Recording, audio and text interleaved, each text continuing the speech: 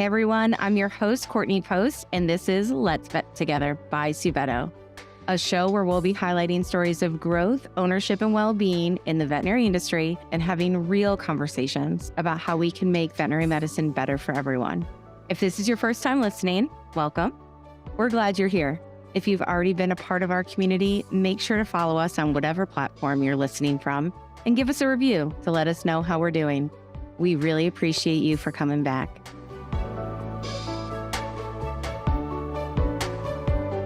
Welcome to Let's Vet Together. Today, I'm sitting down with Kelsey Creelman from NOMV. Kelsey, thank you for coming on the podcast. I'm super excited to dive into our conversation today.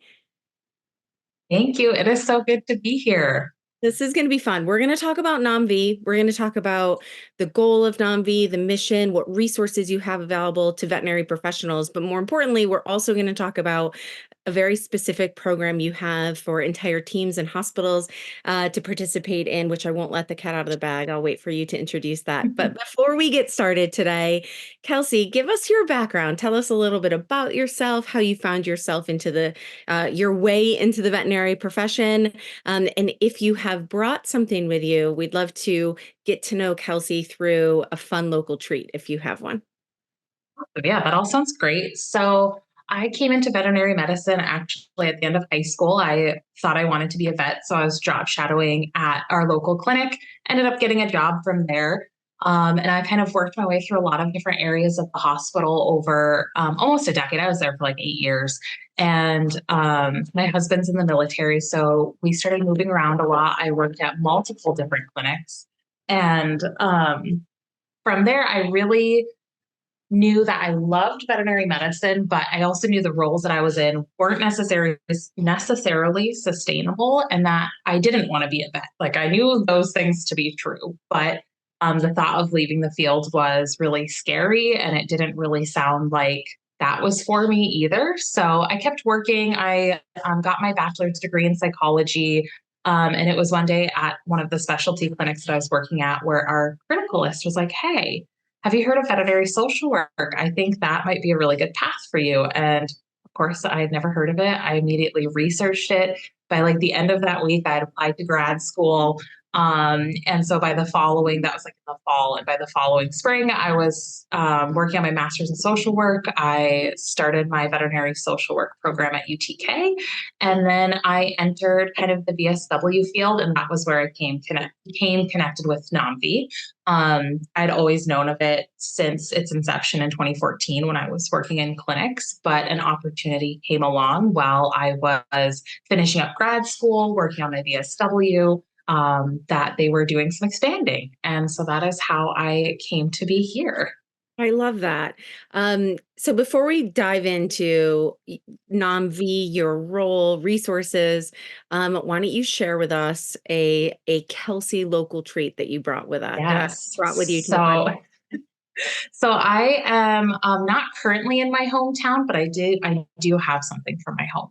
So I have what is called a pasty, which some people have heard of them, not a lot of people. So I am from a very small town in the Upper Peninsula of Michigan. And up there, we are an old, historically copper mining town. And we had a lot of immigrants that basically brought over some of these very like handheld food options. So a pasty is basically usually some mixture of ground pork and ground beef, rutabaga, potatoes, carrots, some seasoning, salt, pepper, that kind of thing. And then it's all packed into a crust, kind of like an empanada, but larger. And so they are a staple back home. And I actually special ordered these for myself for Christmas. So I've got like a freezer full. That is what I brought today. Show me this pasty. I need to see this. Pasty, yes. I mean, it looks amazing, Kelsey. I need to maybe try one of these in my... Yeah. Little shout, I did get this from the Pasty Oven where you can order them in bulk online. Other places I think you can too, but that one's just the easiest for me to get them like from my actual town. What a fun treat. I love that. And I love that, you're from the Upper Peninsula of Michigan, but you're coming to us from Florida. So I'd love to, Yes, that is, there's a lot of journey in between there. I love that. Let's absolutely. get back to NOMV though. And your journey there, I think is so interesting and really Yeah. so telling your perspective at Not One More Vet, because you're kind of homegrown through the veterinary field that you then, Yeah. to go back to school and to get your master's in social work and actually focus in the veterinary field really makes you an amazing resource among many other people and resources within NOMV. So you said you were aware of NOMV during its inception in 2014, but for our listeners that don't know about Not One More Vet, can you just give us a broad overview of the Yeah. organization and its mission?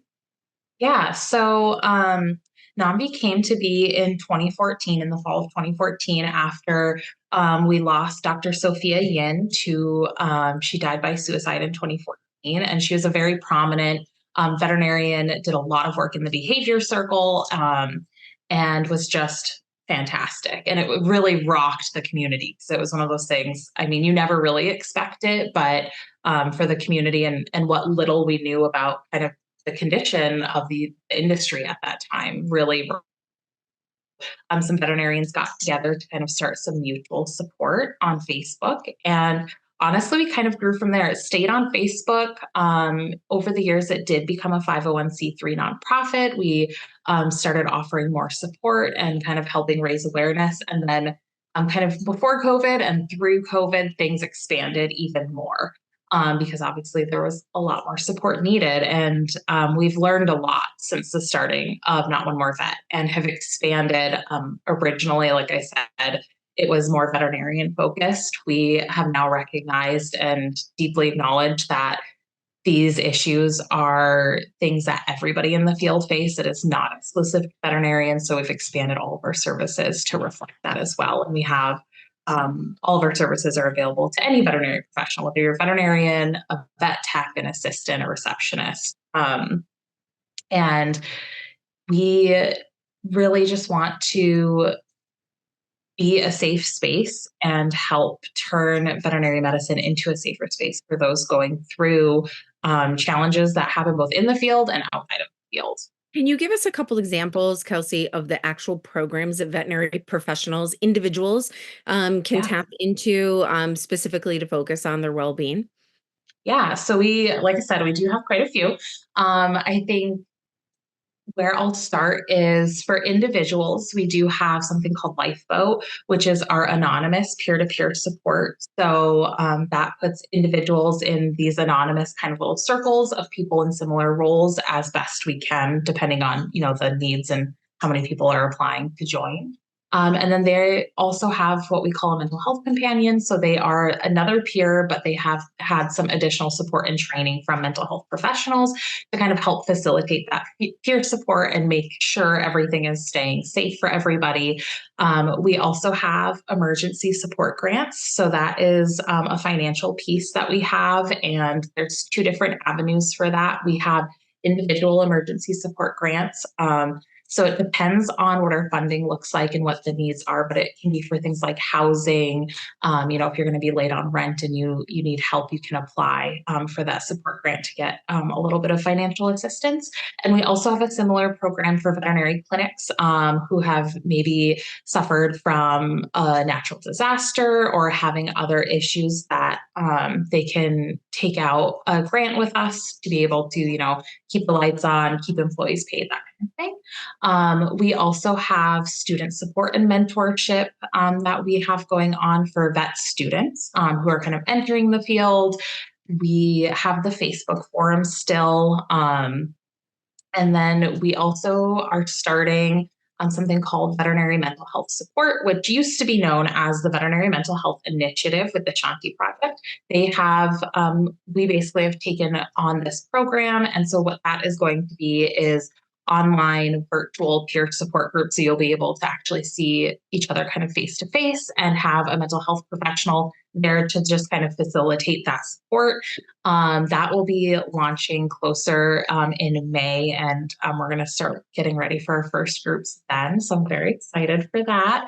And then we also have some other education and resources. So we have NOMV Speaker Bureau, where we have clinics, universities, other organizations can request speakers from NOMV to talk on mental health, wellness, those types of things. And then we have my program, which is the Clear Blueprint program, which is our workplace wellness program. Awesome. The work that NOMV has done and the evolution of NOMV in 10 years has just been unbelievable. And Suveto has worked very closely with NOMV in the last few years. And just to see the growth of team and the resources and programming, your work is incredible, Kelsey. And we appreciate all the work that you're doing on behalf of the veterinary professionals that are working within our organization, and then obviously externally as well. I mean, the profession is better because of NOMV, and I'm super excited to talk about your specific program, the Clear Blueprint program. And can you tell us a little bit about where that kind of came from, the evolution of this program, and how that's available from a clinic level?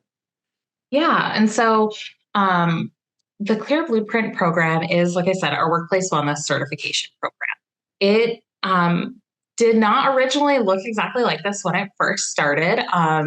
The program was originally supposed to be something basically like a package of available resources. There was going to be no cost associated with it, no additional support from NOMV staff or anything. It was just going to be kind of like, we've done the time, we've collected a lot of this material and want to make it available to clinics. And the goal was to basically take a lot of this information that we kind of know about wellness in the workplace and mental health in the workplace from all these different areas and kind of try to put them together. Over time and through that initial development, we worked with a wide variety of people. We had a very kind of interdisciplinary approach to it. So we had veterinarians, we had people that work more closely on the business side of veterinary medicine. We had mental health professionals, we had lawyers, we had people like veterinary technicians and that kind of thing, all kind of come together and basically look at like, what are things that could be useful in the workplace?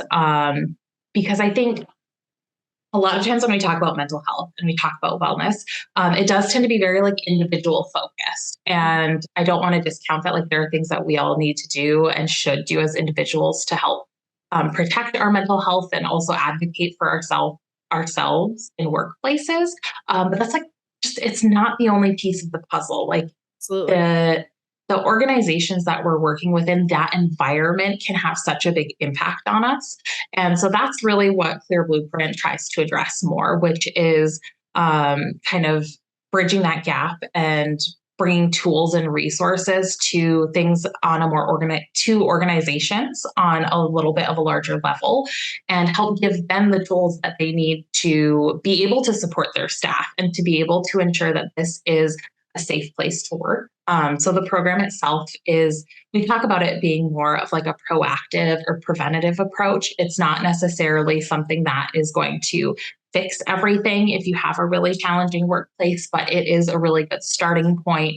It can be like a springboard for a lot of conversations around these topics and really help leadership and staff kind of come together and be like, okay, this is what we feel like is working. This is what we feel like maybe we want to adjust a little bit. And then here are some tools and education to help. And then we do have a lot more support on the staff side now. So my Clear Blueprint team, which is myself, my colleague Danny, and then we also have a kind of a rotating group of wonderful social work interns, and we're all available. So if clinics hit stumbling blocks through this process, they can reach out to us, and we can kind of help brainstorm and find some possible solution. I love that. I love that really, NOMV has always, it has done incredible work providing resources and training and really relationships for individuals. Like there's just Yeah. that, that safe space to find someone that understands and can connect with you. And now it's like it's also addressing that within the profession, we have to kind of take a broader view of saying Yeah. also what's happening within the workplace and what can we address within the hospital walls that creates a space that teams can work together and acknowledge, what is happening within those walls. So in a perfect world, Kelsey, a clinic that has gone through the Clear Blue certification, and I want to talk about what it actually, Yeah. that certification entails, but let's like start at the end. If someone has gone through that program, what does the workplace look like? What is the culture of that hospital look like for someone that's gone through the program?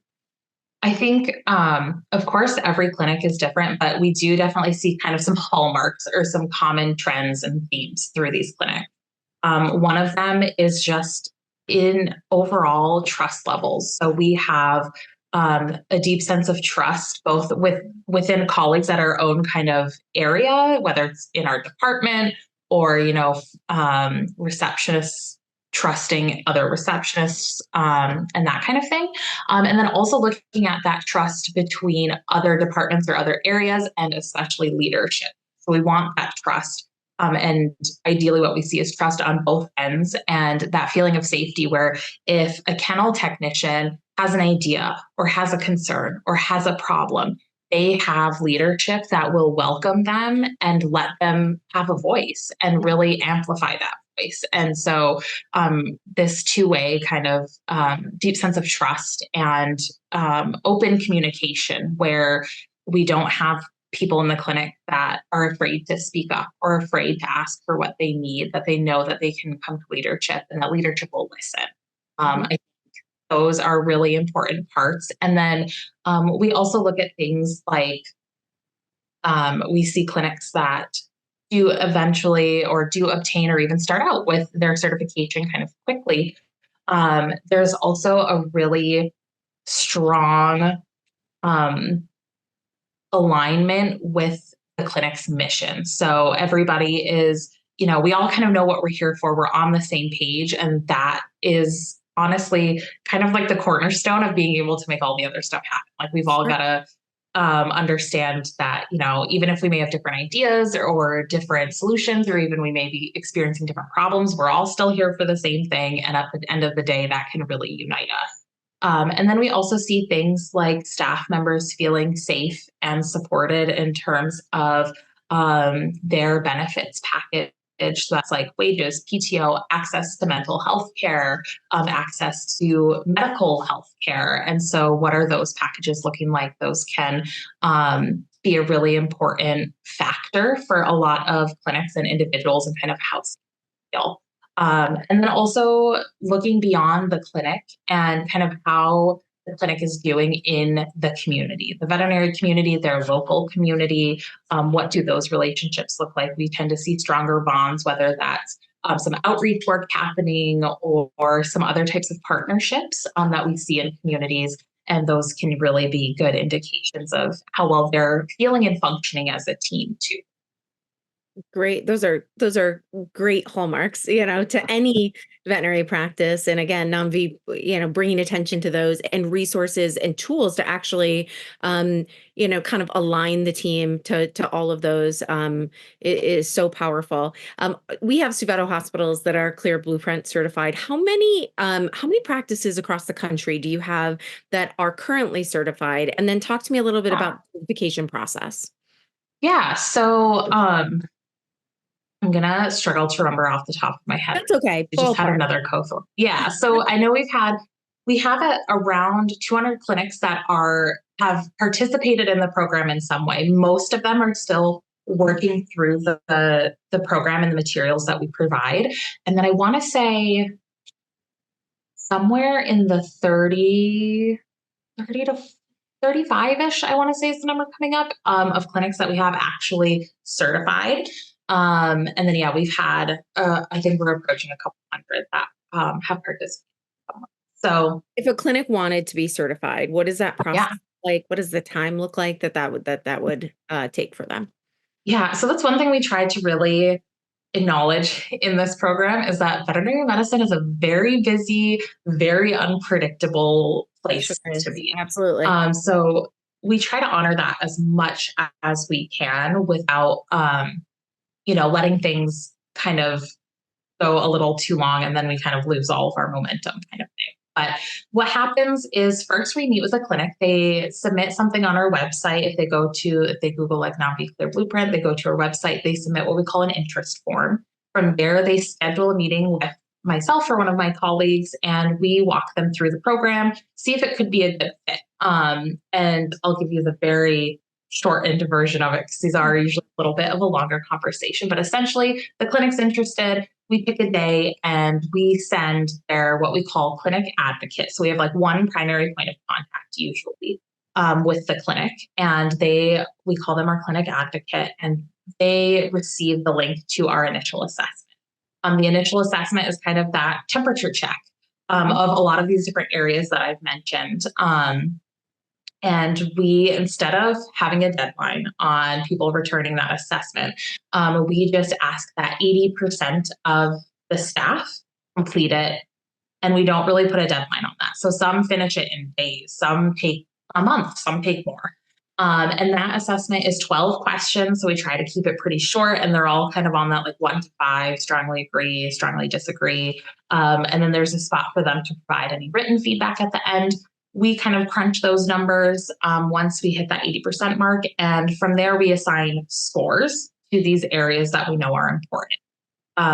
Depending on those scores, we'll determine if the clinic certifies or not. I will say the vast majority right now do not certify, and that's okay. It's not like a big like pass fail. Like where are we now and where do we want to be? And this is kind of how we get there.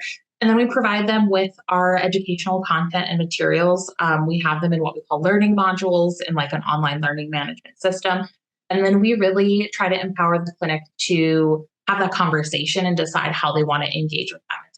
So we aren't too prescriptive of like, oh, you need to do A, B, and C. Like we kind of give it to them. We offer some ideas, some suggestions, and some other resources. And then it's kind of up to the clinic to decide what makes sense for them. And of course, we're always here through that process. If they don't certify, they do have about 18 months to work through their material and certify. And basically, they will just retest in those areas that maybe they felt they wanted to improve on, or score wise, they're like, okay, we just need to bump this up a little more and kind of work on that. Then we can retest and offer certification depending on those.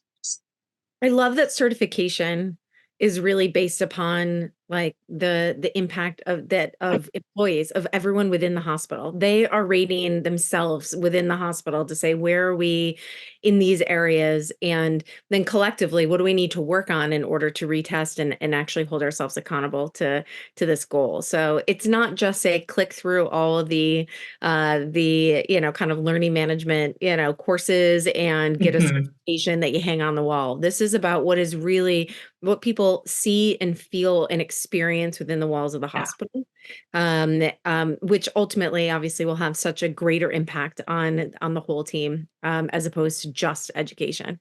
So it's a really unique part of the program. Absolutely. And I think too, the other piece of us, we really try to avoid being like the team to like be making any decisions for them. We really believe that the people that are in that building or in that network, they know what's going on. They are the boots on the ground, and they're going to have ideas or be able to field solutions a lot better than me. Absolutely. So, Kelsey, any advice for any of our listeners, both personally, if they, want to, tap into some resources, or they're, working within a hospital that they feel like they want to bring their hospital to NOMV and really focus on the Clear Blueprint program. What words of advice do you have for everyone listening? And then also, where can people find more information about NOMV? Yeah. So this is something that I think, since veterinary professionals are most likely listening in, this is a very blanket advice, but this is your reminder that it is okay to set boundaries. It is okay to say no when you are overwhelmed, and it is okay to ask for help. I feel like in the field, those are the things that we talk ourselves out of a lot. And that is kind of the expectation in this veterinary medicine culture that we're in.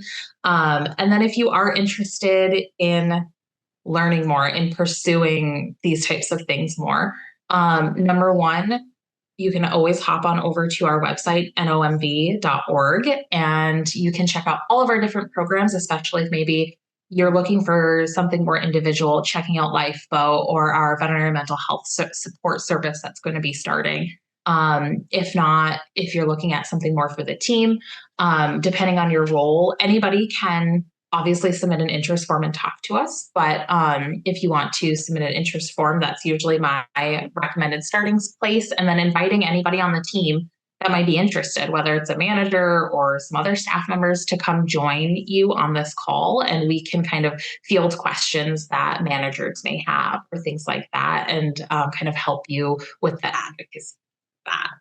I love that. Also, we can't end this podcast without talking about some of the really fun programming that you do as well. That we at Suveto have been partners with our Move Challenge. We do that every year. I know, if listeners don't know, NOMV does Race Around the World, which is a really great program as well. So there's just so many ways to be involved and align and to really hold your mental health and well-being kind of at the forefront of your mind, in small ways, and that's where, when you talk about your advice of just set your boundaries, it's okay to say no, ask for help. I'm always blown away at our Move Challenge month when we do that in Suveto, that, it really does encourage us to just do something that fuels us and brings us joy. Yeah. It's not just about exercise, it's about gardening, it's about playing with your dog outside, it's about cooking a meal with your family, and we share that within our network. And to just bring awareness to it allows me to think about, what am I going to do today that really fuels my soul. And you all have done just phenomenal work to help all of us live a more uh, balanced life. And I say balance, not about work-life balance, about balance about what we need, what we personally need. So any other fun programs that you want to talk about? Any shout outs for Race Around the World, Kelsey? Yes. So we have Race Around the World, which is our kind of similar like activity and fundraising challenge. So that is going to be starting in May. We are doing it. We've moved it up this year to coincide also with Mental Health Awareness Month. So that's going to be starting. You can, again, hop on our socials or our website to sign up for that. And then help us not only raise some money to fund these amazing programs so that we can offer more, hopefully, but also do a little something for yourself. I think in this profession, this is something I've experienced, and I think hopefully or potentially a lot of others will relate, is we can become very melded with our professional identities and really kind of lose or not really recognize like who we can be outside of that role. And so taking something like Race Around the World or like Sveto's Move Challenge and like connecting to these other facets of your life or of yourself can be really helpful. So yeah, I'd be excited for anybody to join us and help us kind of spread the awareness, support our programs, and also support everybody as a community. Agree. Thank you for doing this today, Kelsey. Like, we at Suveto, I personally love working with NOMV. You guys are all doing fantastic work. We look forward to all of the programs that you will develop in the future and all the ways that we can work together. But more importantly, the impact that you have on individuals' lives and on hospitals that are out there doing really great work and can also take care of themselves. So thank you for taking time out of your day for this. It's been awesome talking with you. Yeah, it's been great. Thank you so much for having me. This has been fantastic. Awesome. And we will link all of NOMV's resources to this podcast, and take a minute out of your day and check them out. Thanks so much, Kelsey. We'll speak soon. Thank you.